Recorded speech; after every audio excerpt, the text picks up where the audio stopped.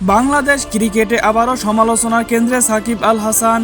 সম্প্রতি একটি শীর্ষক অনলাইন প্ল্যাটফর্মে প্রকাশিত caption, BCB has taken a more proactive stance and is actively working to bring Shakib back into the national float বাস্তবতার আলোকে নতুন করে প্রশ্ন তুলছে, সত্যি কি দলে ফেরানোর পথে এগোচ্ছে বাংলাদেশ ক্রিকেট বোর্ড? বোর্ড সংশ্লিষ্ট একাধিক সূত্র বলছে, বাংলাদেশ ক্রিকেট বোর্ড আগের তুলনায় এখন অনেক বেশি কৌশলী ও সক্রিয় অবস্থানে রয়েছে। শুধু আনুষ্ঠানিক আলোচনা নয়, সাকিবের ফিটনেস, আন্তর্জাতিক প্রাপ্যতা এবং ভবিষ্যৎ সিরিজ পরিকল্পনা নিয়েও কাজ চলছে।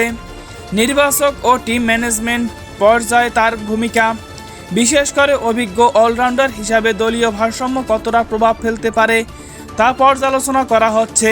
বাস্তবতা হলো, সাম্প্রতিক সময় বাংলাদেশ দলের মিডল অর্ডার ও স্পিন আক্রমণে ধারাবাহিকতা নিয়ে প্রশ্ন উঠছে।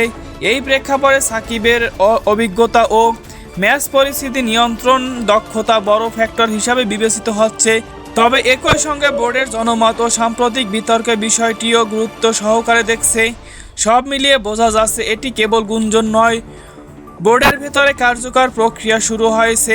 এখন অপেক্ষা শুধু আনুষ্ঠানিক ঘোষণার। শেষ পর্যন্ত সাকিবের প্রত্যাবর্তন কতটা দ্রুত বাস্তব রূপ পায় সেটা দেখার বিষয়।